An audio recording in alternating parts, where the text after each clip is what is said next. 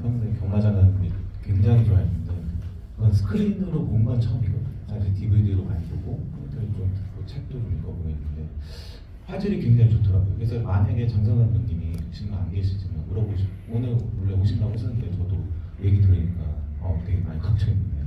그 블루레이로 이게 보관이 과연 가능할지 굉장히 궁금하고요. 그 많은 시네필 분들이 과거 DVD는 아예 절판이 됐고 그리고 이번에 블루레이 한번 계획이 있으신지 궁금하고 그리고 문성우 배우님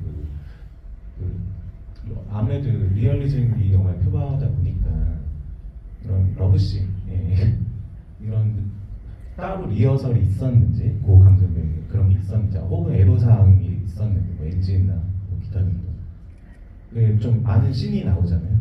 그런 게 좀 궁금한. 예, 그 앞부분에 잠깐 말씀드리자면은 요즘에는 이제 그 4K 디지털 복원들을 많이 리마스터링을 하고 있는데 경마장 가는 길 같은 경우에는 해외 영화제나 이런 곳에서의 소요가 있기 때문에 아마 몇 년 전에 한국영상자료원에서 이미 디지털 복원을 했습니다.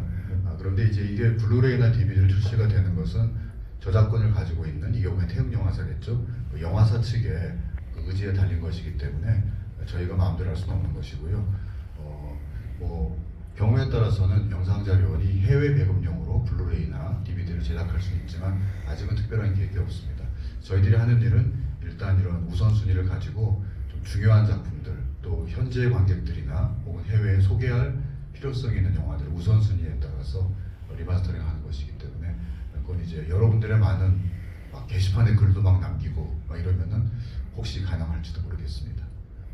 그리고 문성우 선배님 이 영화 속에 뭐 배드씬 이른바 그런 것인데 당시 90년대 한국 영화 현장에서는 이제 나름대로 그걸 찍는 방식 같은 게 있었는데 좀 기억나시게 말씀해 주시고 어디 인터뷰에 보니까 너무 열심히 하셨는지 무릎이 까져가지고 반창고를 붙이셨는데 영화에 나온다는 그런 돌도 있었던 것 같은데 좀 사실 확인을 부탁드리겠습니다.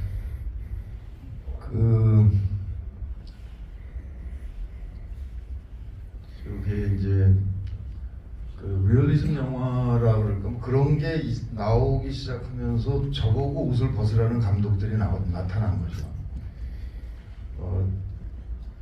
그 할리우드 영화에 남자가 옷을 벗으면 다 조각 같은 사람들을 베끼지 저 뼈만 남는 사람 보고 벗으라고 그러진 않거든요. 그러니까 그러면서 그러니까 그 한국 영화는 모든 게 87년 전후로 나뉘는 거고요.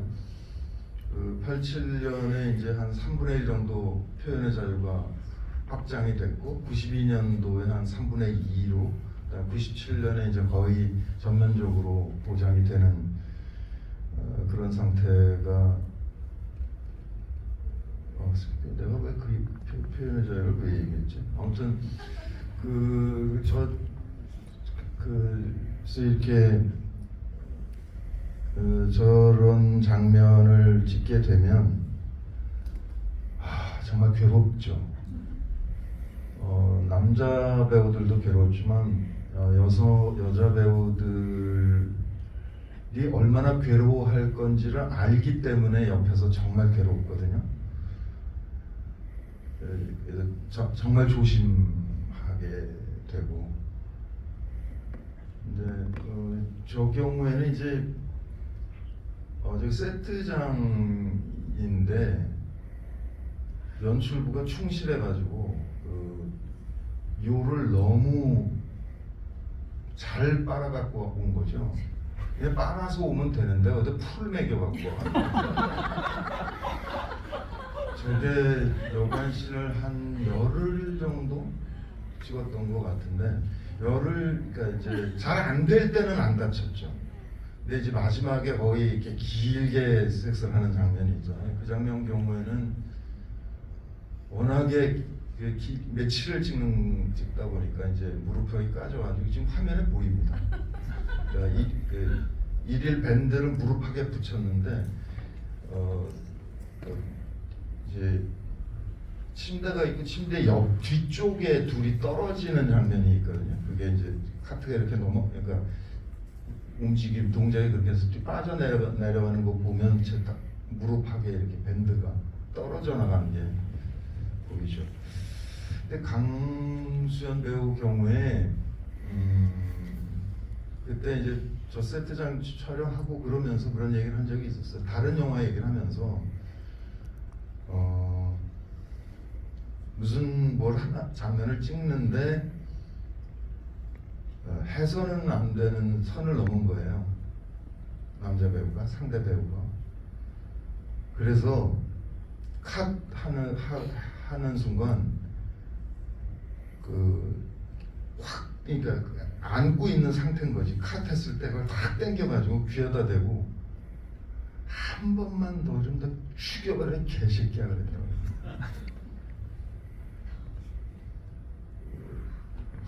상당히 나이가 든 남자 배우인데 그렇게 한 적이 있다고 그러더라고요. 그렇게 그런 일들이 있을 수도 있었던, 요즘은 그런 일이 없을 거라고 생각하지만 그때 저한테 그 얘기를 하던 거, 그다음에 여기서 영화 뒷부분에 그래서 나보고 어쩌고요 이러고 정면으로 나를 보는 그 강렬한 강수연이 선명하게 남습니다. 강수연이어서 있을 수 있었던 일일 거라고 생각하죠.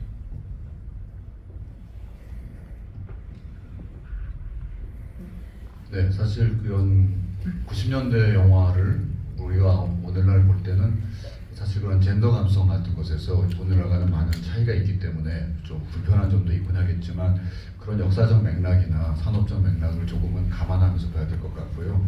오히려 그렇기 때문에 그 안에서 그래도 어떤 자신들의 영역이나 권리 같은 것들을 확보하려고 했던, 그리고 공식적인 방법으로 불가능하다면 비공식적인 방법으로라도 욕을 한다거나 해서 그것을 싸우려고 했던 강수연 배우의 그런 모습이 새삼 생각나는 에피소드인 것 같습니다. 네, 저희가 또 다음 상영 때문에 이제 시간 관계상 아마 여기서 줄여야 될 것 같은데요.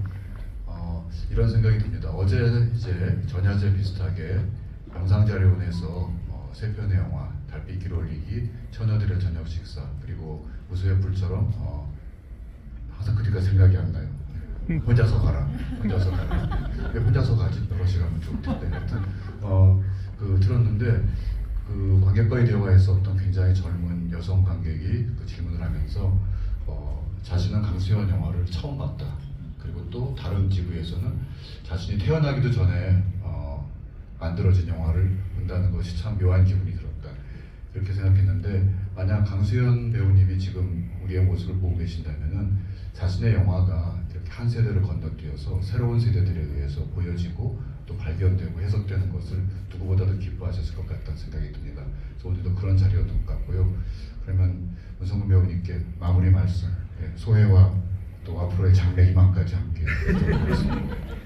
아니 다른 영화제에서 한번 이거 관객대회 한다는 얘기가 있었는데 저 혼자 하라고 그랬어. 제가 안 한다고 그랬어. 이건 영화는 감독건데 내가 도대체 왜 그건 있을 수가 없다고. 영화에 설명을 할 수가 없는데 저는 배우의 입장에서만 기억을 하고 있는 거고 총괄은 감독이 하는 거라서. 근데 정말 장선우 감독이 이 자리에 나와서 했으면 정말 좋았을 텐데 저도 듣고 싶고, 그가 그때 저는 정신이 없어서 미처 살피지 못했던 것들, 그런 것들 얘기를 좀 듣고 싶었는데 너무나 아쉽습니다. 다음에 언젠가 또 장선우 감독하고 함께 할 수 있기를 바랍니다.